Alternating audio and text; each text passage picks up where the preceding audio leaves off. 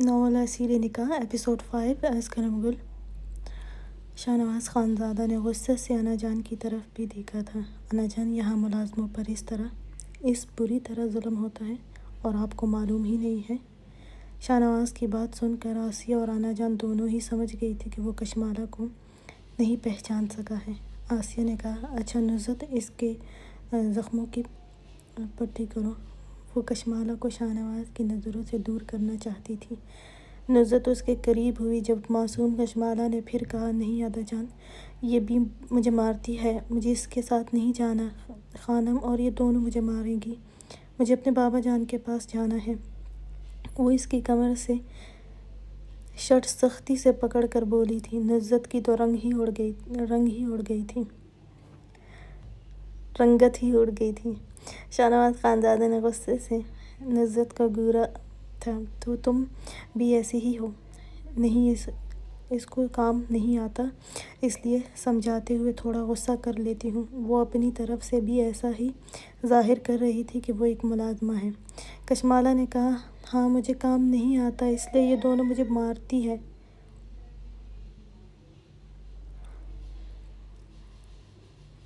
کشمالہ نے کہا، مجھے کام نہیں آتا، اس لیے یہ دونوں مجھے مارتی ہے۔ میں نے کبھی کام نہیں کیا۔ نصرت تو 2 قدم پیچھے ہوئی تھی۔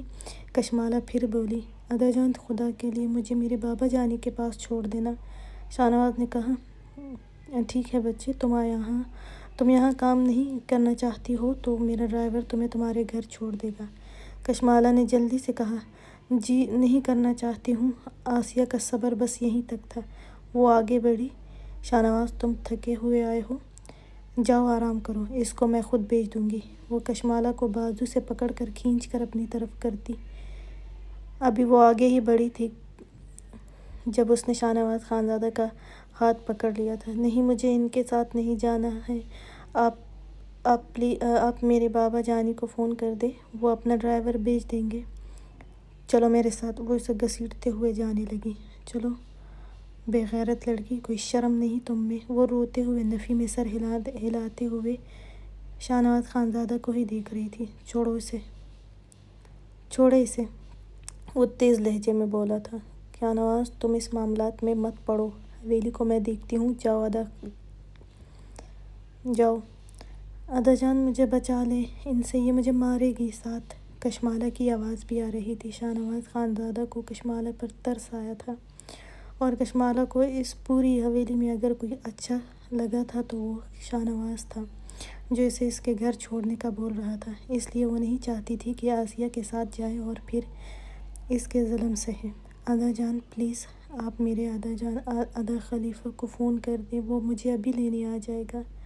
شاہنواز خانزادہ جو آسیہ کو دیکھ رہا تھا، خلیفہ کا نام سن کر جھٹکے سے کشمالہ کو دیکھا تھا۔ وہیں پر آسیہ بھی رک گئی تھی۔ شاہنواز خانزادہ کو لگا کسی اور کے بارے میں بول رہی ہوگی۔ کشمالہ آسیہ کے رکنے پر اس کو کھینچتے ہوئے اس کے بازو بھی زخمی ہوئے تھے۔ وہ آسیہ کی گرفت ڈھیلی محسوس کرتی جلدی سے اپنا ہاتھ چھڑوا کر شاہنواز کے واپس قریب آئی تھی۔ تم زمان خان کی بیٹی ہو؟ شاہنواز خانزادہ نے کشمالہ کے چہرے کی طرف دیکھتے ہوئے کہا۔ کشمالہ آنسوؤں سے تر چہرے سے اس بات میں سر ہلا گئی تھی۔ شاہنواز خانزادہ نے حیرت سے انا جان کی طرف دیکھا تھا، وہ نظریں چرا گئی تھی۔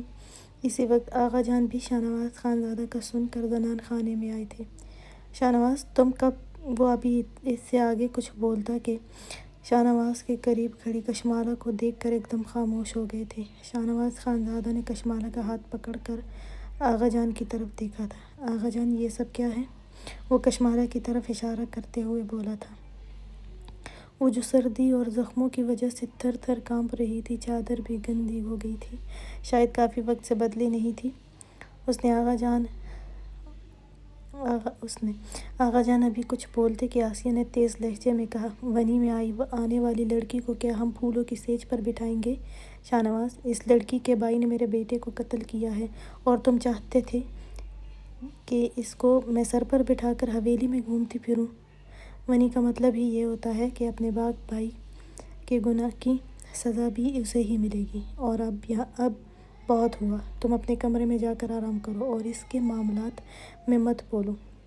یہ میرے بیٹے کے بدلے میں یہاں آئی ہے، میں اسے ماروں یا جلاؤں اس میں کوئی نہیں بولے گا۔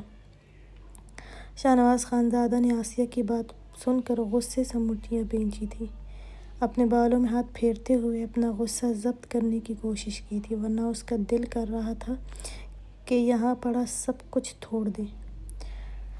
آغا جان، آپ کچھ وضاحت کریں گے کہ یہ سب آپ کی مرضی سے ہو رہا ہے یا نہیں؟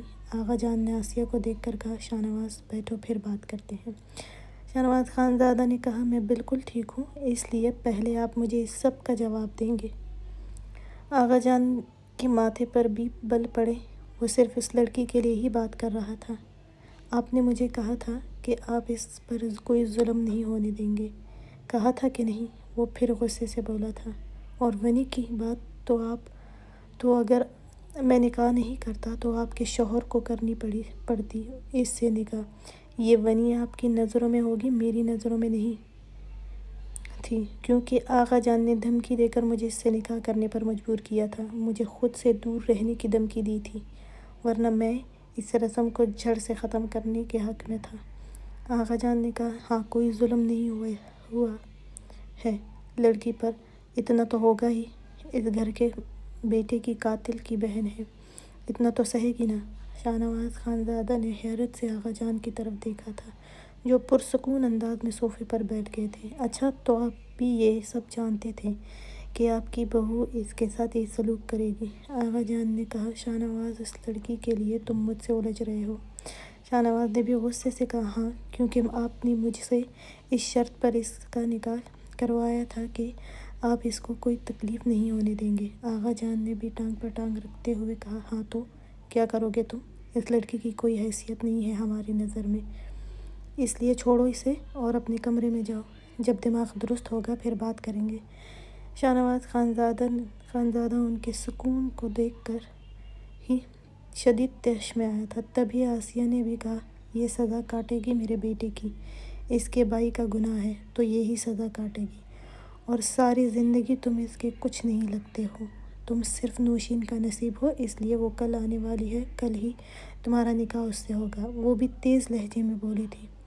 وہ بار بار شاہ نواز کے ہاتھ میں کشمالہ کا ہاتھ دیکھ کر شدید غصے میں تھی۔ شاہ نواز خانزادہ نے اس بات میں سر ہلاتے ہوئے کہا، ٹھیک ہے آغا جان، ٹھیک ہے۔ آغا جان نے بھی کہا، شاہ نواز، اس لڑکی سے تمہارا کوئی تعلق نہیں ہونا چاہیے، تم جانتے ہو نوشین ہی تمہاری دلہن بنے گی، اس لیے اب سے آسیہ اس پر کوئی ظلم نہیں کرے گی، تم اس کو چھوڑ دو۔ شاہ نواز خانزادہ بھی مسکرایا، تعلق تو ہے اور بنے گا، آخر بیوی ہے میری، تعلق کیسے نہیں ہے، بلکہ تعلق تو آج ہی بنے گا، اس سے میرا آپ نے ہی تو نکاح کروایا تھا، اس کے ساتھ آپ کو کیا لگتا ہے میں اس کو ان کی ملازمہ بنا لوں اور ان کی بھتیجی کو اب اس حویلی کی دلہن بناؤں؟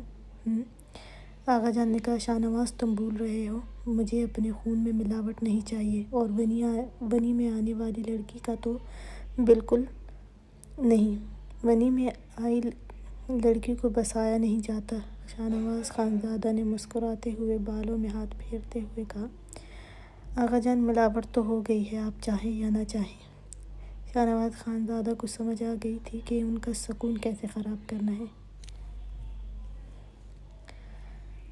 شاہ نواز خانزادہ، تم اس لڑکی کے لیے سب سے ٹکرا رہے ہو، اور تم اچھے سے جانتے ہو اس کی کوئی حیثیت نہیں ہے اس گھر میں۔ شاہ نواز نے کہا، اچھا، اس کی حیثیت نہیں ہے تو میں بنا لیتا ہوں اس کی حیثیت بھی، یہ میری بیوی ہے، اور میں اس گاؤں کا اگلا سردار ہوں، تو آج سے یہ اس حویلی کی خانم ہے، بس آج سے اس کی حیثیت بن گئی ہے، اب تو کوئی مسئلہ نہیں ہے نا؟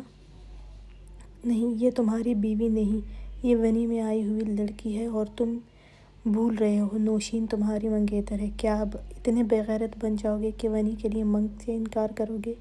جانتے ہو نا منگ اس خاندان میں کیا ہوتی ہے، چھوڑو اس لڑکی کو، یہ تمہارے ساتھ نہیں جائے گی۔ آغا جان دھاڑے تھے، ان کو شاہ نواز کا اس لڑکی کے لیے بحث کرنا بالکل ایک آنکھ نہیں اچھا لگا تھا، اور آغا جان سے بحث صرف شاہ نواز خانزادہ ہی کر سکتا تھا۔ شاہنواز اگر تم نہیں چاہتے ہو کہ میں کچھ سخت بولوں، بہتر ہے اس لڑکی کو چھوڑو اور جاؤ۔ شاہنواز خانزادہ نے کشمالہ کا ہاتھ نہیں چھوڑا تھا، یا یہ کہنا بہتر ہوگا کہ کشمالہ نے بھی اس کا بازو سختی سے پکڑ رکھا تھا، اور وہ بے حد رو رہی تھی۔ وہ ڈر بھی رہی تھی کہ آغا جان کے اتنے غصے میں آنے کی وجہ سے وہ اسے پھر سے چھوڑ دے گا اور وہ پھر سے آسیہ کے ظلم سہے گی۔ کشمالہ کا پورا وجود کپ کپا رہا تھا، ہاتھوں اور پاؤں سے خون رس رہا تھا۔ شاہنواز خانزادہ نے کہا، آغا جان، اب کیا دھمکی دینے کا ارادہ ہے آپ کا؟ ہاں، آپ جانتے ہیں میں آپ سے بہت محبت کرتا ہوں، اس لیے آپ ہمیشہ مجھے دھمکی دیتے رہیں گے۔ آغا جان، یہ سب غلط ہے، میں نے آپ کو اس وقت بھی بتایا تھا۔ اب کی دفعہ آسیہ نے چیختے ہوئے کہا، کسی اور کا ہاں، تم بھی چاہتے تھے کہ میرا بیٹا مر جائے تاکہ تم لوگوں کی زمینیں اس کے ہاتھ نہ لگے۔ اب مجھے اندازہ ہوا کہ اصل میں تم بھی یہی چاہتے تھے۔ شاہنواز نے آسیہ کو دیکھ کر کہا، چچی، میں ایسا کچھ نہیں چاہتا تھا، میں نے ہمیشہ اسے اپنے چھوٹے بھائی کی طرح رکھا تھا۔ اگر تم ایسا نہیں چاہتے تو چھوڑو اس لڑکی کو، میرے بیٹے کے قتل کے بدلے آئی ہے تو سزا یہی کاٹے گی۔ آسیہ نے ایک دفعہ پھر سے چیختے ہوئے کہا۔ شاہنواز لب بھیج گیا تھا، لیکن کشمالہ کا ہاتھ نہیں چھوڑا تھا۔ تمہاری بیوی نوشین بنے گی، یہ اس خاندان کی بہو کبھی بھی نہیں بن سکتی، یہ کم حیثیت کبھی بھی نوشین کے برابر نہیں آئے گی۔ وہ قریب ہوئی، ابھی کشمالہ کو پھر سے مارتی کہ شاہنواز خانزادہ کشمالہ کو اپنے پیچھے کر چکا تھا۔ آسیہ کا ہاتھ شاہنواز کے سخت بازو پر لگا تھا۔ چچی، آپ پلیز دور رہ کر بات کریں، میں جانتا ہوں آپ غم میں ہیں، لیکن اپنا غم اور غصہ کسی بے گناہ پر نہیں نکال سکتی ہیں آپ۔ آسیہ نے کہا، اس کے باپ نے ہی اس کو اپنے بیٹے کے گناہ کی سزا سہنے کے لیے بھیجا ہے، تو تمہیں بھی اس کی پرواہ نہیں کرنی چاہیے۔ اگر باپ اپنی اولاد پر رحم نہیں کر سکا تو تم بھی اس پر کوئی رحم نہیں کرنا چاہیے۔ اگر میں اس کی جان بھی لے لوں، مجھ سے کوئی جوابدہ نہیں ہوگا۔ آسیہ نے پھر کہا، آغا جان نے کہا، آسیہ بالکل ٹھیک کہہ رہی ہے۔ پوری حویلی میں اس وقت آغا جان اور شاہنواز اور آسیہ کی چیخیں گونج رہی تھیں۔ حیا کمرے میں بیٹھی پریشانی سے یہ سب سن رہی تھی۔ اس نے ہی شاہنواز خانزادہ کو فون کر کے بلایا تھا، اپنی دوست کی شادی میں جانے کے لیے اپنے کپڑے منگوائے تھے۔ وہ شاہنواز سے رات میں بات کرنا چاہتی تھی کشمالہ کے بارے میں، لیکن شاہنواز تو بنا کسی کو بتائے آج سیدھا زنان خانے میں آیا تھا، ورنہ وہ تو آتے ہی پہلے مردان خانے جاتا تھا، پھر انا جان سے ملنے بعد میں آتا تھا، لیکن وہ آج سیدھا یہاں آیا تھا۔ آتے ہی اس کا سامنا کشمالہ اور آسیہ سے ہوا تھا۔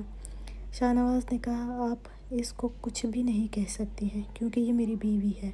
جو بھی کہوں گا صرف میں کہوں گا، مارنا تو پھر بہت بعد کی بات ہے، اور ہاں، آپ سزا کی بات کرتی ہیں تو پھر میں بھی اس قتل کی وجہ معلوم کروں گا۔ اگر تو خلیفہ نے عالمگیر کو جان بوجھ کر مارا ہے تو میں خود سزا دوں گا، اس کو بھی اور اس کے بھائی کو بھی۔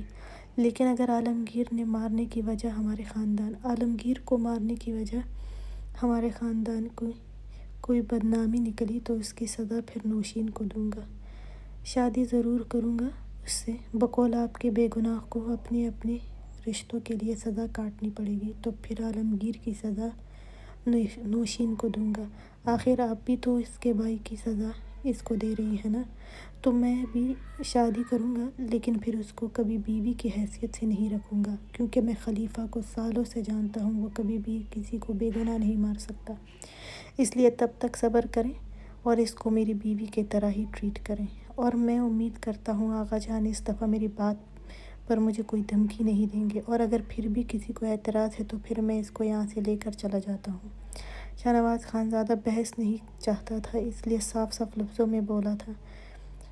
آسیہ نے کہا، اچھا، تم اس کو اپنی بیوی بناؤ گے اور نوشین کو تم اس کم حیثیت سے کم رکھو گے، تو میں ایسا ہونے نہیں دوں گی، چاہے کچھ بھی ہو جائے۔ شاہنواز خانزادہ نے اس بات میں سر ہلاتے ہوئے کہا، تو پھر نوشین کی شادی ہی مجھ سے نہ ہونے دیں۔ یہ ایک آسان حل ہے، کیونکہ مجھے شک ہے غلطی آپ کے بیٹے کی بھی ہوگی۔ اس بات پر سبھی خاموش ہو گئے تھے، آغا جان بھی، کیونکہ وہ جانتے تھے غلطی عالمگیر کی تھی۔ وہ اسی بات سے ڈر رہے تھے، لیکن آسیہ نے شاہ نواز کو ضد دلا دی تھی اور نوشین کو بھی بیچ میں لا گیا تھا۔ آسیہ بھی خاموش ہو کر زور زور سے رونے لگی تھی۔ میرا بیٹا مرا ہے، وہ سینے پر ہاتھ مارتے ہوئے بول رہی تھی۔ شاہ نواز خانزادہ نے ایک نظر سب کو دیکھا، پھر آگے بڑھنے لگا۔ جب کشمالہ کو اپنا بازو سختی سے تھامے دیکھ کر چونکا تھا، چہرہ موڑ کر کشمالہ کو دیکھا تھا جو اسے ہی دیکھ رہی تھی۔ اپنی گرفت میں اور بھی سختی لائی تھی۔ شاہ نواز خانزادہ نے گہری سانس لی تھی اور کہا، چلو میرے ساتھ۔ وہ کہتے ہی آگے بڑھا تھا۔ کشمالہ کے پاؤں سے خون رس رہا تھا۔ وہ بمشکل اس کا بازو پکڑے اس کے پیچھے چل رہی تھی۔ وہ سیڑھیوں کے قریب پہنچا اور رخ موڑ کر ایک نظر سب پر ڈالی۔ آغا جان سخت نظروں سے اسے دیکھ رہے تھے۔ شاہ نواز کے دیکھنے پر وہ نظریں پھیر گئے۔ انا جان کو دیکھا۔ شاہ نواز کے دیکھنے پر وہ ہلکا سا مسکرائی تھی، پھر جذبات میں سر ہلایا تھا۔ شاہ نواز خانزادہ آگے بڑھا تھا۔ کشمالہ بھی بڑی مشکل سے اس کے پیچھے جا رہی تھی۔ آسیہ نے کہا، دیکھا آپ نے آغا جان، شاہ نواز نے کیا کہا؟ وہ اس ملازمہ کو میری نوشین پر فوقیت دے گیا ہے۔ وہ اس بنی میں آئی لڑکی کے لیے ہم سب سے لڑ گیا ہے۔ اسے آپ کا بھی احساس نہیں رہا، اسے صرف اس لڑکی کا احساس تھا۔ آغا جان، اب آپ کیا بولیں گے؟ آپ نے اس منی کو ہمارے سر پر بٹھانے کے لیے اس حویلی میں لایا ہے۔ آپ نے نوشین کا گھر بھی برباد کر دیا ہے۔ کیا ہو جاتا اگر آپ اس بے غیرت کو مارنے کا فیصلہ دیتے تو آج یہ سب نہیں ہوتا۔ آپ کا وہ پوتا آپ کو بھی آنکھیں دکھا کر چلا گیا ہے۔ اب نوشین کا کیا ہوگا؟ وہ بدنام ہو جائے گی اس گاؤں میں، کون اس کو اپنائے گا؟ سب یہی باتیں کریں گے کہ شاہ نواز نے اسے چھوڑا ہے۔ آغا جان نے بھی غصے سے آسیہ کی طرف دیکھا تھا۔ بہو خانم، میں نے کہا بھی تھا کہ اگر دل نرم نہیں کر سکتی ہو تو ظلم نہیں کرنا۔ شاہ نواز بھی میری ایک حد تک ہی سنتا ہے۔ یہ سب نہ ہوتا اگر تم اس لڑکی پر ظلم نہ کرتی تو اس سب کی ذمہ دار تم ہو۔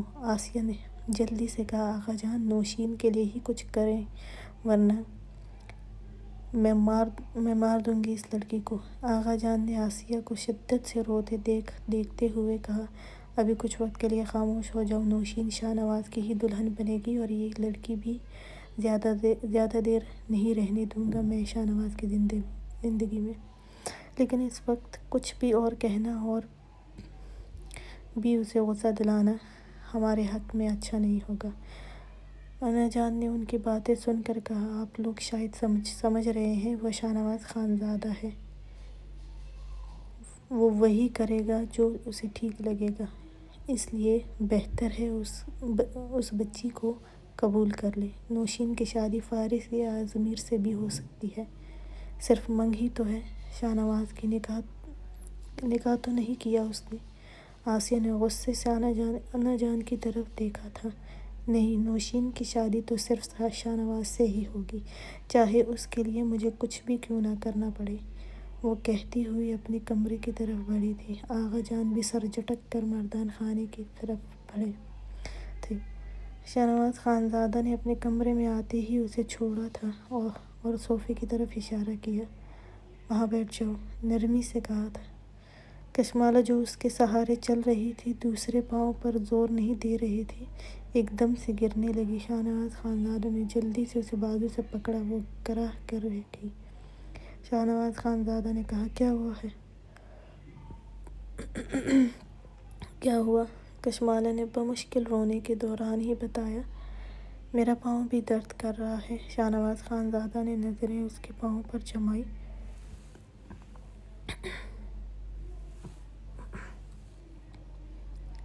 جہاں سے بہت تیزی سے خون نکل رہا تھا، اور اس کے کمرے کے گرے گداز قالین کو رنگ رہا تھا۔ شاہ نواز نے پاس ٹیبل پر پڑے ٹیشو باکس سے جلدی سے ایک ساتھ بہت سارے ٹیشو نکال کر جھک کر اس کے پاؤں پر رکھے۔ کشمالہ کراہتے ہوئے اچھلی تھی، بہت درد ہو رہا ہے۔ شاہ نواز نے ایک نظر اسے روتے ہوئے دیکھا تھا، پھر گہری سانس لی، اپنا فون اٹھایا۔ ہاں، کہاں ہو تم؟ وہ شاہین خانزادہ سے بات کر رہا تھا، جو اس وقت اپنے ہسپتال میں تھا، جس کا کل افتتاح ہونا تھا۔ ادا میں تو ہاسپٹل میں ہوں، ڈاکٹرز کے ساتھ میٹنگ ہے میری۔ کیوں، کیا ہوا؟ کوئی کام تھا آپ کو؟ شاہ نواز خانزادہ نے ایک نظر کشمالہ پر ڈالی۔ نہیں کچھ نہیں، بس پوچھ رہا تھا۔ چلو ٹھیک ہے، تم اپنا کام کرو، وہ کہتے ہی فون بند کر گیا تھا۔ وہ چاہتا تھا کہ شاہزین اگر گھر آ گیا ہو یا آنے والا ہو تو اسے کشمالہ کی بینڈیج کرنے کو کہہ دے۔ کندھوں سے چادر اٹھائی، صوفے پر رکھا۔ کمرہ کافی ٹھنڈا تھا بند ہونے کی وجہ سے۔ شاہ نواز خانزادہ نے بینڈیج باکس لے کر کشمالہ کے قریب صوفے پر بیٹھا، اپنی گود میں کشن رکھا اور کشمالہ سے کہا، اپنا پاؤں یہاں رکھو، بینڈیج کر دوں۔ کشمالہ نے روتے ہوئے کہا، مجھ سے ہلایا بھی نہیں جا رہا۔ شاہ نواز خانزادہ نے ایک نظر پھر اسے دیکھا۔ وہ سمجھ گیا تھا کہ اسے بہت درد ہو رہا ہے اور اس کا پاؤں آہستہ سے اپنی گود میں پڑے کشن پر رکھا۔ اس نے ایک نظر پورے پاؤں پر ڈالی۔ کانچ کا ٹکڑا بہت بری طرح اس کے پاؤں کو زخمی کر گیا تھا اور کانچ پاؤں میں ہی تھا۔ تھوڑا درد ہوگا، بینڈیج کرتے ہوئے کشمالہ نے کہا۔ کیا اور بھی درد ہوگا؟ نہیں، میں اور نہیں سہ سکتی ہوں۔ ادا جان، آپ پلیز مجھے میرے بابا جانی کے پاس بھیج دیں، وہ میرے بینڈیج بنا درد ہوئے ہی کر دیں گے۔ ان کو نہیں پتہ میں یہاں زخمی ہو گئی ہوں، آپ بس ان کو بتا دیں میں زخمی ہو گئی ہوں، وہ ابھی مجھے لینے آ جائیں گے۔ شاہ نواز خانزادہ جو باکس سے کاٹن اور بینڈیج کا سامان نکال رہا تھا، گھور کر کشمالہ کو دیکھا جو خود بھی اپنے پاؤں کو ہی دیکھ رہی تھی۔ بنا کچھ کہے اس کا زخم صاف کرنے لگا۔ اپنی طرف سے تو وہ بہت آہستہ آہستہ کر رہا تھا، لیکن کشمالہ نے سختی سے اس کا بازو پکڑا۔ بہت درد ہو رہا ہے؟ شاہ نواز خانزادہ نے اسے دیکھ کر کہا۔ تمہارے جوتے کہاں ہیں جو بنا جوتوں کے کانچ پر چل رہی تھی تم؟ کشمالہ نے کہا، ادا میرے جوتے خانم نے پھینک دیے تھے، وہ کہتی ہے میں بنا جوتوں کے ہی رہوں گی اس گھر میں، میری حیثیت نہیں جوتوں کی۔ شاہ نواز خانزادہ کے ہاتھ کچھ پل رکے تھے، پھر ایک جھٹکے سے کانچ اس کے پاؤں سے نکالا تھا۔ ایک چیخ کشمالہ کے منہ سے نکلی تھی اور ساتھ ہی اس کا بازو اپنے پاؤں سے ہٹاتے ہوئے روتے ہوئے بولی، بس نہیں، بس چھوڑ دے، بہت درد ہو رہا ہے۔ شاہ نواز نے اسے دیکھ کر کہا، بس ہو گیا، اب درد ختم ہو جائے گا۔ وہ جلدی زخم صاف کر کے بینڈیج کر رہا تھا۔ پاؤں پر بینڈیج ختم کر کے شاہ نواز نے باکس بند کرتے کہا، ہو گیا ہے۔ وہ بھی اٹھتا کہ کشمالہ نے اپنا زخمی ہاتھ بھی اس کے آگے کیا۔ ادا یہ بھی کر دے، یہاں بھی درد ہے۔ شاہ نواز نے گھورتے ہوئے پھر اسے دیکھا تھا اور ہاتھ کو بھی دیکھا تھا، وہاں بھی بینڈیج کرنے لگا۔ اس نے محسوس کیا تھا کہ وہ ٹھنڈ کی وجہ سے کپکپا رہی تھی، اس کے ہاتھ اور پاؤں بھی کافی ٹھنڈے ہو رہے تھے۔ شاہ نواز نے ہیٹر آن کیا اور خود واش روم کی طرف گیا تھا۔ کشمالہ نے کمرے میں نظر دوڑائی۔ گرے اور وائٹ ڈیکور کیا گیا تھا، جہازی سائز بیڈ پر سفید نرم و ملائم کمفرٹر دیکھ کر کشمالہ کو سردی اور بھی لگ رہی تھی۔ اس کا دل کیا وہ اس کمفرٹر میں گھس کر آرام سے سو جائے۔ کشمالہ کو نیند آنے لگی تھی۔ اس کو سامنے پڑی شاہ نواز کی چادر اٹھا کر خود پر اوڑھی۔ کافی وقت کی سکون کی نیند کے لیے ترس گئی تھی۔ صبح اٹھنے اور پھر جہاں اسے رکھا تھا وہاں سردی بھی بہت لگتی تھی۔ اسے کھانا بھی دن میں ایک دفعہ نصرت کھانے دیتی تھی۔ جب حیا کو موقع ملتا فضیلت کے ہاتھوں اس کے لیے کھانا بھیج دیتی تھی۔ اب صوفے کی نرمی محسوس کرتی شاہ نواز خانزادہ کی شال خود پر اوڑھی تھی، اسے چادر سے مدہوش کرنے والی خوشبو محسوس ہوئی تھی۔ اسے وہ خوشبو اچھی لگی۔ وہ گہری سانس اپنے اندر اتارتے ہوئے اپنی چادر جو بہت گندی لگ رہی تھی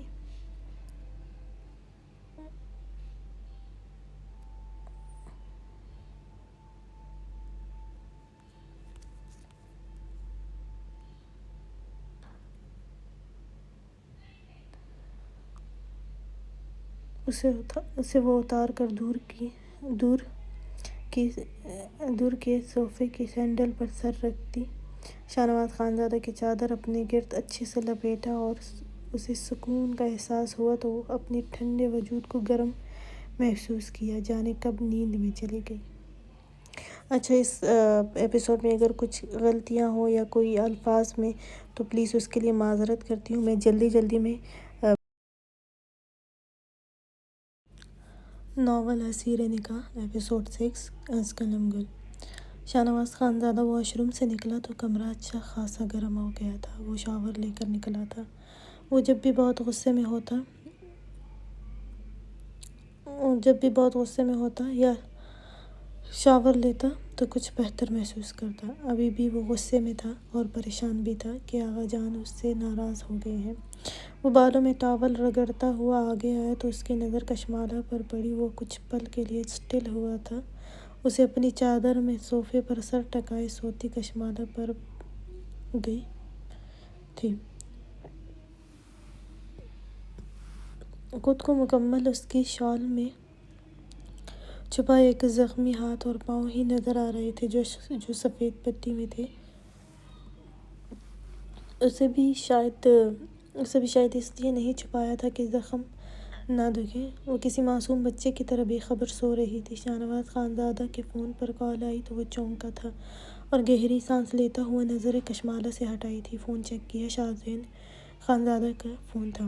وہ فون پکڑتا کان سے لگاتے ہوئے ڈریسنگ روم کی طرف بڑھا تھا۔ ہاں، میں بس تیار ہو کر گھر سے نکلنے والا ہوں۔ تم ابھی تک گھر نہیں آئے؟ وہ بھی پوچھتے ہوئے تیار ہونے لگا تھا۔ کچھ ہی دیر میں وہ براؤن شلوار قمیض میں تیار، دراز قد سیاہ بالوں میں ہاتھ پھیرتے ہوا واپس کمرے میں آیا۔ چہرے پر ہلکی بریڈ جسے اچھے سے بنایا ہوا تھا، سرخ و سفید چہرہ، انابی لب ایک دوسرے میں سختی سے پیوست کیے ہوئے تھے۔ اسے غصہ جلدی آتا تھا اور غلط بات برداشت سے باہر تھی۔ اسے کم عمر لڑکیاں نہیں پسند تھیں۔ شادی کے لیے نوشین بھی 19 سال کی اور آغا جان نے اس کے لیے اسے ہی چنا تھا، جس کے لیے آغا جان نے اسے کتنے ایموشنل بلیک میل کر کے راضی کیا تھا۔ وہ خود 30 سال سے اوپر کا ہوا تھا اور خود کے لیے بھی وہ ایک میچور لڑکی چاہتا تھا۔ اسے لڑکیوں کے بچپنے پر بھی غصہ آتا تھا۔ شاہ نواز خانزادہ نے اپنے ڈرائیور کو فون کیا۔ گاڑی نکالو، مجھے ہاسپٹل جانا ہے۔ جی، وہ کہتا ہوا فون بند کرتا ہوا اپنی جیب میں ڈالتا ہوا اپنی سیاہ شال خود پر ڈالتا ہوا بے ارادہ ہی نظر پھر سے کشمالہ پر گئی تھی۔ وہ ویسے ہی بے خبر سو رہی تھی۔ شاہ نواز کا دل کیا اسے بیڈ پر جانے کا کہے، لیکن پھر بنا کچھ کہے سر جھٹک کر اپنے کمرے کے دوسرے حصے کی طرف بڑھا تھا اور وہاں سے پچھلے راستے کی طرف باہر گیا تھا۔ اکثر اس کا ڈرائیور وہیں پر اس کے لیے آتا تھا۔ یہ دیکھنے میں بالکنی لگتی تھی، لیکن جیسے ہی دروازہ کھلتا باہر سرسبز لان اور ایک ندی نظر آتی جو ان کی حویلی سے ہی گزرتی۔ بہت ساری سیڑھیوں سے اتر کر وہ نیچے چھوٹے سے ڈرائیو وے میں گیا تھا جہاں شاہ نواز کی گاڑی ہمیشہ ہی کھڑی رہتی تھی۔ جب بھی وہ حویلی میں ہوتا، شاہ نواز کے کمرے کی صفائی بھی صرف آنا جان یا حیا ہی اپنی موجودگی میں کرواتی تھی۔ اسے ملازموں کا اپنے کمرے میں آنا پسند نہیں تھا۔ شاہ نواز خوشبو بکھیرتا ہوا وہاں سے نکل گیا تھا۔ نیچے ڈرائیور کھڑا تھا۔ وہ سیدھا گاڑی میں بیٹھتا ہوا بولا، ہاسپٹل چلو، وہاں کچھ دوست آئے ہیں ہاسپٹل دیکھنے۔ شاہ نواز کا ڈرائیور اس کا باڈی گارڈ بھی تھا اور ڈرائیور بھی شیرگل۔ شاہ نواز خانزادہ نے کہا، شیرگل، تمہیں کیا لگتا ہے یہ قتل خلیفہ خان نے جان بوجھ کر کیا ہوگا؟ شیرگل نے کچھ توقف کے بعد کہا، چھوٹے خان، مجھے نہیں لگتا کہ وہ اس طرح کچھ کر بھی سکتے ہیں۔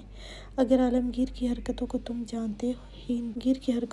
جانتے ہی تھے، چھوٹی سی بات پر بھی مارنے پر تل جاتے تھے۔ مجھے لگتا ہے اس دفعہ بھی ایسا ہی ہوگا، لیکن بڑے خان نے اتنی جلدی کیوں کی ان کے معاملے میں؟ شاہ نواز خانزادہ نے اثبات میں سر ہلایا۔ میں بھی یہ سوچ رہا ہوں کچھ تو آغا جان ہم سے چھپا رہے ہیں۔ خیر کب تک مجھ سے کچھ بھی نہیں چھپ سکتا، وہ گہری سانس لیتا ہوا بولا تھا۔ حیا انا جان کے پاس بیٹھی ہوئی تھی، وہ شاہ نواز خانزادہ کا انتظار کر رہی تھی تاکہ وہ کشمالہ کے لیے کپڑے بھیج دے، اب تو وہ پہن سکتی تھی۔ انا جان، میں نے کشمالہ کے لیے کچھ کپڑے نکالے ہیں جو مجھے لوز تھے، اسے پورے آتے ہیں، پہلے تو مجھے پہننے نہیں دیتی تھی، اب تو وہ پہن سکتی ہے۔ شاہ نواز زادہ کی بیوی جو ہوئی، اب وہ مسکراتے ہوئے بولی تھی۔ انا جان نے تسبیح پڑھتے ہوئے کہا، بچے اتنا آسان نہیں ہے کشمالہ کو اس کی بیوی بننا۔ آسیہ زخمی ناگن بنی ہوئی ہے، جب سے کشمالہ شاہ نواز کے کمرے میں ہے وہ بات بات پر چیخ و پکار کرتی ہے، اور تمہارے آغا جان بھی اس کے ساتھ ہے، لیکن یہاں معاملہ نوشین کا ہے، اس لیے حیا نے کہا، جو بھی ہو اب تو ان کو کچھ بھی کہنا آسان نہیں، آغا جان کے لیے بھی کشمالہ تو ان کی بیوی ہی ہے، چاہے کچھ بھی ہو۔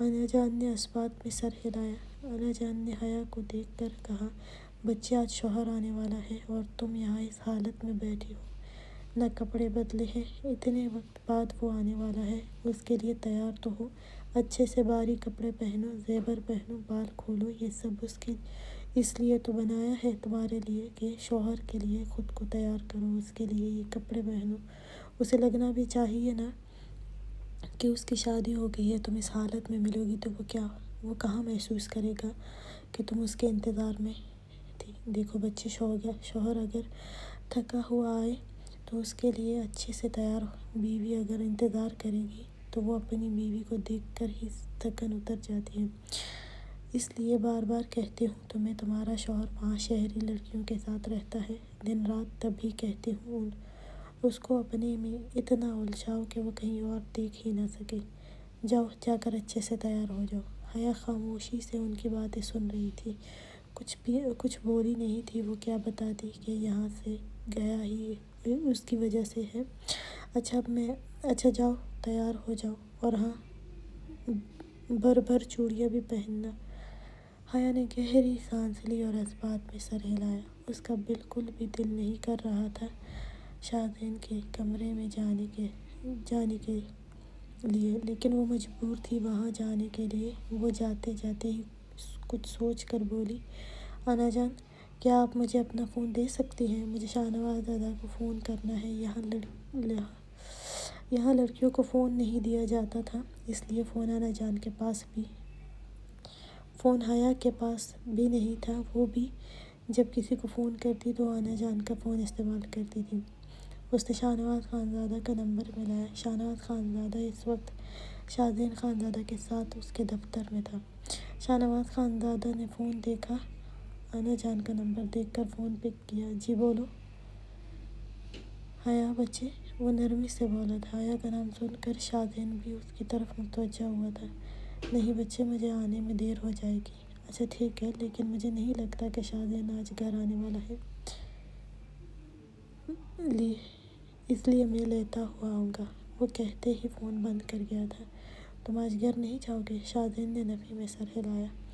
آدا بہت کام ہے، میں صبح تک گھر جاؤں گا، میرے سب دوست بھی کل آنے والے ہیں، تو جتنا بھی پینڈنگ کام ہے آج ہی ختم کروں گا، کیونکہ وہ بھی سننا چاہتا تھا کہ حیا نے کیا پوچھا ہے۔ اچھا چلو پھر میں ہی لے جاؤں گا، شاہ نواز خانزادہ نے کہا۔ شاذین نے پھر کہا، کیا منگوایا ہے؟ شاہ نواز نے کہا، بارش ہو رہی ہے تو کچھ میٹھا منگوایا ہے، تم تو نہیں جاؤ گے، اس لیے میں ڈرائیور سے کہتا ہوں۔ حیا نے جو معلوم کرنا تھا کر لیا تھا، اس لیے کہا، اچھا انا جان، میں تیار ہونے جا رہی ہوں۔ انا جان نے مسکراتے ہوئے کہا، ہاں مجھے بھی اپنی تیاری دکھانا، میں نظر بھی اتار دوں گی۔ حیا نے اس بات میں سر ہلایا اور چلی گئی۔ شاذین نے تو آنا نہیں تھا، پھر اچھا سا تیار ہونے میں کوئی حرج نہیں ہے، وہ سوچتے ہوئے گئی تھی۔ شاہ نواز خانزادہ کو گئے ہوئے کافی گھنٹے گزر گئے تھے، وہ رات کو ہی واپس آیا تھا۔ شاہ نواز خانزادہ وہیں سے اپنے کمرے میں آیا تھا جہاں سے گیا تھا، کھانا وہ شاذین کے ساتھ ہی کھا کر آیا تھا۔ وہ کمرے میں آیا تو کمرے میں اندھیرا تھا، صرف ہیٹر کی بہت ہلکی روشنی تھی۔ کمرہ بھی بہت گرم ہو گیا تھا۔ شاہزین نے پہلے ہیٹر بند کیا اور پھر مدھم سے روشنی کی تھی۔ وہ اپنی چادر اتارتا ہوا شرٹ کے پہلے 2 بٹن کھولتا ہوا، اس کے ہاتھ میں ایک باکس تھا جس میں کیک کی کچھ الگ الگ پیسٹری تھی جو حیا کے لیے لایا تھا۔ شاہنواز خانزادہ بھول ہی گیا تھا کہ کشمالہ اس کے کمرے میں ہے۔ وہ ڈریسنگ روم کی طرف گیا، کپڑے چینج کرتا ہوا، ٹراؤزر شرٹ پہنے وہ بالوں میں ہاتھ پھیرتا ہوا باہر آیا۔ وہ بیڈ کی طرف بڑھتا کہ اس کی نظر صوفے پر پڑے وجود پر گئی۔ وہ وہی ٹٹکا تھا۔ اسے ایک دم سے یاد آیا تھا، لیکن اس سے بھی حیران کن بات یہ تھی اس کے لیے وہ ویسے ہی بے خبر سو رہی تھی۔ اسے کچھ عجیب لگا۔ وہ اس کے قریب ہوا، کشمالہ کو جھک کر بغور دیکھا۔ اس کا چہرہ سرخ ہو رہا تھا۔ اسے شک ہوا کہ شاید کشمالہ کے سرخ چہرے کی وجہ بخار تو نہیں۔ شاہنواز نے ہاتھ بڑھا کر اس کے ماتھے پر رکھا۔ اسے لگا اس نے کسی تپش کو چھو لیا ہو۔ وہ بخار میں تپ رہی تھی۔ اسے تو تیز بخار ہے، وہ بڑبڑایا۔ شاہنواز خانزادہ نے اسے ہلایا، کشمالہ اٹھو۔ وہ آہستہ سے بولا تھا، لیکن اس کے وجود میں کوئی ہلچل نہیں ہوئی۔ اب شاہنواز خانزادہ کو تھوڑی تشویش ہوئی۔ کشمالہ اٹھو۔ اب کی دفعہ وہ ذرا تیز آواز میں بولا تھا، لیکن وہ ہلی تک نہیں تھی۔ شاہنواز خانزادہ اب پریشان ہوا تھا۔ اس نے اس کے وجود سے اپنی شال ہٹائی تھی اور تیزی سے ہلایا تھا، تب کشمالہ کے منہ سے آہستہ سے کراہ نکلی تھی۔ اس کے زخمی ہاتھ شاہنواز کا گھٹنا لگا تھا، اس لیے وہ کراہی تھی۔ شاہنواز نے سکون کا گہرا سانس لیا۔ شاہنواز نے اسے باہوں میں اٹھایا اور بیڈ پر آرام سے لٹایا۔ پھر شاہزین کو فون ملایا، ہاں حویلی آ جاؤ، ابھی جلدی آؤ۔ کشمالہ کو بہت تیز بخار ہے، وہ آنکھیں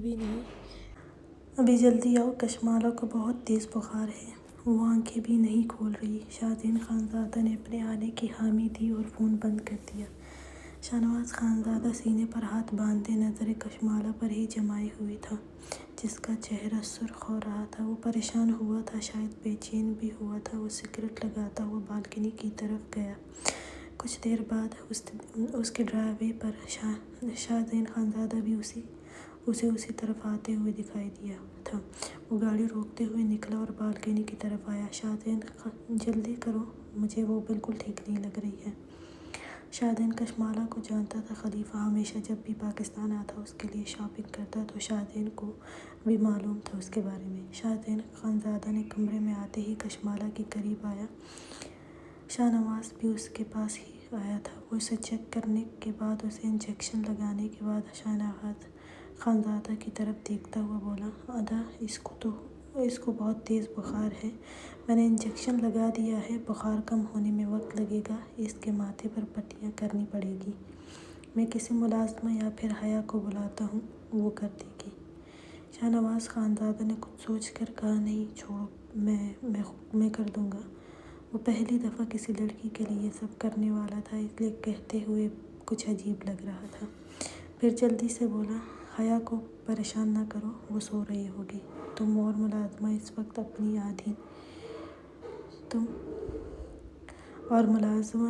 اپنی آدھی نیند میں ہوگی، اس لیے میں خود کر دوں گا۔ شاہزین خانزادہ ہلکا سا مسکرایا تھا، پھر جلدی سے بولا، ٹھیک ہے، جیسے آپ کی مرضی، لیکن پٹیاں کرنا بہت ضروری ہے تاکہ بخار کی شدت کچھ کم ہو۔ شاہنواز نے اس بات میں سر ہلایا، کیا تم واپس جا رہے ہو؟ شاہزین نے کہا، نہیں، اب تو اپنے کمرے میں جا کر آرام سے سونا ہے، کام میں باقی ڈاکٹر کو دیکھ آیا ہوں۔ شاہنواز نے اس بات میں سر ہلایا۔ شاہزین کے جانے کے بعد وہ واش روم میں گیا، نیم گرم پانی ایک باؤل میں لیا، ساتھ ٹاول بھی لیا، کمرے میں آیا، سائیڈ ٹیبل پر رکھتا ہوا کشمالہ کے قریب ہی جگہ بنا کر بیٹھ گیا تھا، ہاتھ بڑھا کر اس کے ماتھے پر رکھا، ویسے ہی تپ رہا تھا شاہنواز خانزادہ کسی لڑکی کے قریب بیٹھ کر یہ سب کرتا ہوا کبھی خواب میں بھی نہیں سوچ سکتا تھا، لیکن وہ کشمالہ کے لیے بیٹھا تھا، اور اگر وہ چاہتا تو ملازمت بھی کر سکتی تھی، لیکن وہ خود کرنے بیٹھ گیا۔ وہ ٹاول کو پانی میں گیلا کرتا ہوا اس کے ماتھے پر رکھا، نظریں بے ارادہ اس کے چہرے پر جم جاتی تھی۔ وہ پھر سے پانی میں ٹاول ڈالتا اور کشمالہ کے سرخ چہرے اور اس کی گردن پر رکھتا، اور پھر کافی دیر وہ وہیں بیٹھا اس کا بخار کم ہونے تک اسے پانی کی پٹیاں کرتا رہا۔ یہ سب شاید اس لیے بھی تھا کہ وہ اسے بہت بری حالت میں دیکھ چکا تھا۔ جب اس کا بخار کچھ کم ہوا، اس کے چہرے کی سرخی بھی کچھ کم ہوئی تھی۔ کشمالہ، شاہنواز نے پھر آہستہ سے اسے پکارا تھا۔ اس دفعہ اس نے آہستہ سے بڑبڑانے لگی تھی۔ شاہنواز خانزادہ نے جھک کر کان اس کے منہ کے قریب کیا کہ وہ کیا بڑبڑا رہی ہے۔ بابا، مجھے نہیں رہنا یہاں، شاہنواز نے آہستہ سے کہا۔ کیوں نہیں رہنا یہاں؟ وہ جانتا تھا، لیکن پتہ نہیں کیوں وہ پھر بھی پوچھ بیٹھا تھا۔ کشمالہ غنودگی میں ہی شاہنواز نے آہستہ سے کہا، کیوں نہیں رہنا یہاں؟ وہ جانتا تھا، لیکن پتہ نہیں کیوں وہ پھر بھی پوچھ بیٹھا تھا۔ کشمالہ نے غنودگی میں ہی پھر کہا، یہاں سب گندے ہیں، مارتے ہیں۔ شاہنواز خانزادہ نے پھر کہا، کیا سب مارتے ہیں کشمالہ؟ وہ پھر بولی۔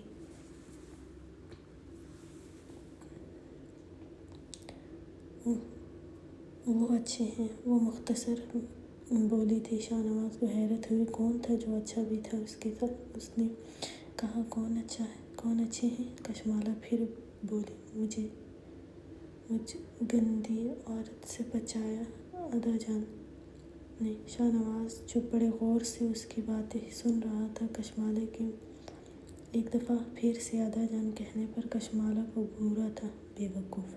پھر اس کے اوپر کمفرٹر ڈالتے ہوئے اس کی طرف سے اٹھا، پانی اور ٹاول اٹھایا اور واش روم میں گیا۔ پھر کچھ دیر بعد واپس آیا، بیڈ کے دوسری جانب لیٹ گیا تھا۔ کشمالہ کی طرف پیٹ کرتا ہوا کمرے کی ساری لائٹس بند کر دی، کیونکہ اسے کمرے میں ایک بھی لائٹ آن ہو تو نیند نہیں آتی تھی۔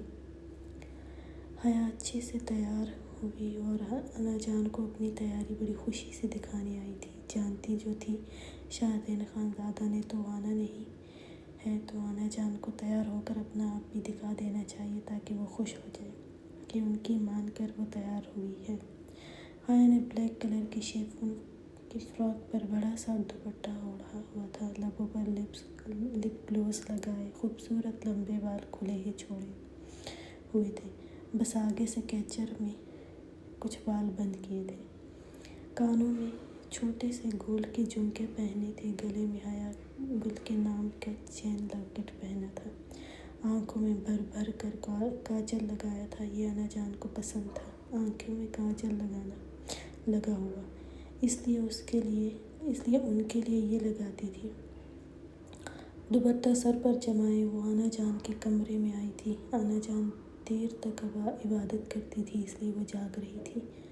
آغا جان سو گئے تھے۔ انا جان، کیا میں آ جاؤں؟ وہ دروازے پر ہلکی سی دستک دیتی ہوئی بولی تھی۔ انا جان نے کہا، آ جاؤ بچے۔ انا جان کی آواز سن کر وہ اندر گئی تھی۔ انا جان اسے دیکھ کر مسکراتے ہوئے کہا، بہت خوبصورت لگ رہی ہو میری بچی، کیا تمہارا شوہر آ گیا ہے؟ حیا نے نفی میں سر ہلایا۔ انا جان نے کہا، اللہ ہمیشہ خوش رکھے تمہیں اپنے شوہر کے ساتھ۔ میں بہت پریشان رہتی تھی تمہارے لیے، لیکن شاہدین کو تمہارے ساتھ وہ سب نہیں کرنا چاہیے تھا۔ میں پہلے ہی تم دونوں کی شادی کر دیتی۔ خیر، اب میری پریشانی ختم ہوئی، تمہاری حفاظت میرا پوتا کرے گا۔ وہ اس کے ماتھے پر لب رکھتے ہوئے بولی تھی۔ حیا ہلکا سا مسکرائی تھی، پھر بولی، انا جان اب بس بھی کر دینا، سو جائے، رات گہری ہو گئی ہے۔ انا جان نے اس بات میں سر ہلایا اور دعا کے لیے ہاتھ اٹھائے۔ تبھی حیا نے جلدی سے کہا، انا جان جیسے میرے لیے دعا کرتی ہیں ویسے ہی کشمالہ کے لیے بھی دعا کریں کہ شاہنواز ادا اسے کبھی بھی اکیلا نہ چھوڑے اور اس سے بہت محبت کرنے لگ جائے۔ انا جان نے مسکراتے ہوئے اس بات میں سر ہلایا۔ دعا کرنے کے بعد مسکراتے ہوئے حیا کی طرف دیکھا۔ کشمالہ کو وہ کچھ بھی نہیں ہونے دے گا، میں جانتی ہوں، اور اب تو ضد میں ہے۔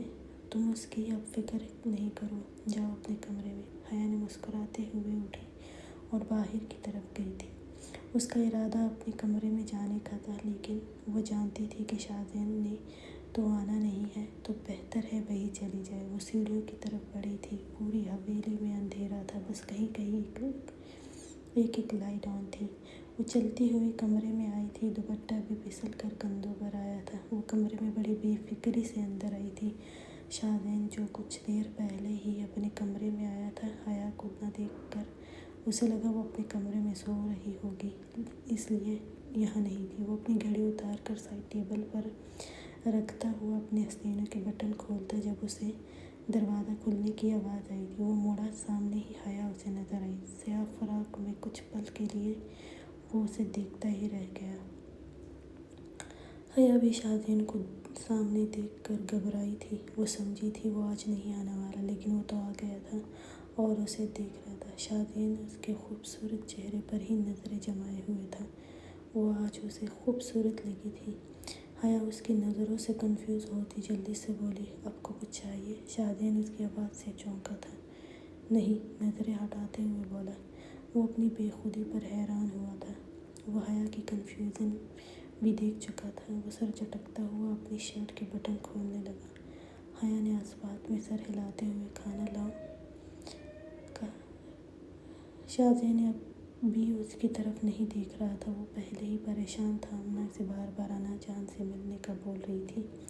شاذین نے نفی میں سر ہلایا۔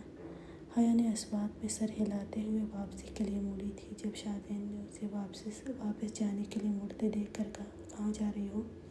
اس وقت شاذین کی آواز سن کر حیا گھبرائی تھی۔ میں اپنے کمرے میں جا رہی ہوں۔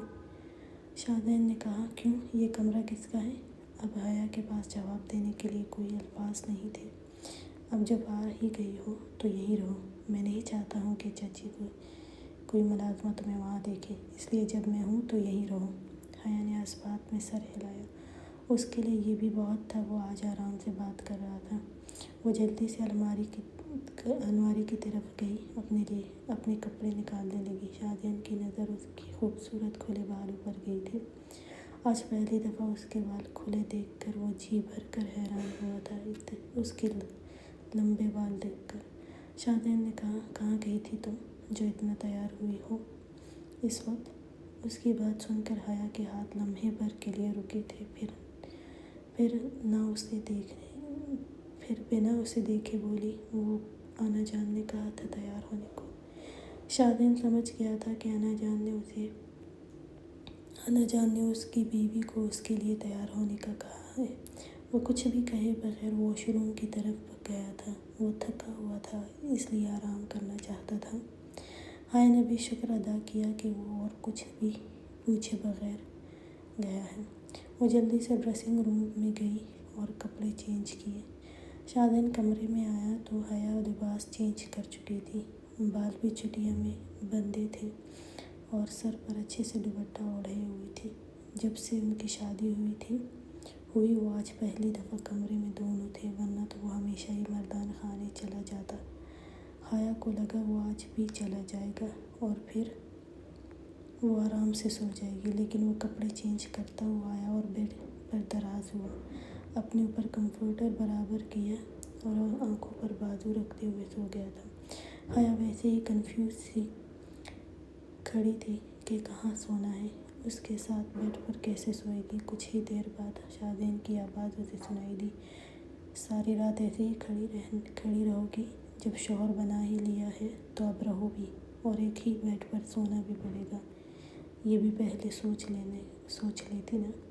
شاذین کی آواز سے وہ گڑبڑائی تھی اور آہستہ سے چلتے ہوئے بیڈ کے قریب آئی تھی۔ بیڈ کی اگلی طرف لیٹ گئی تھی، کمفرٹر اپنے اوپر برابر کیا، رخ موڑ کر ایک نظر شاذین کو دیکھا جو ویسے ہی لیٹا ہوا تھا۔ حیا اس کی طرف سے رخ موڑ کر سو گئی تھی۔ اچھا جی، اس میں بھی اگر کوئی الفاظ کی غلطی ہو یا وائس اوور میں کوئی مسئلہ ہو تو اس کے لیے معذرت، میں جلدی میں وائس اوور کری ہوں، اس لیے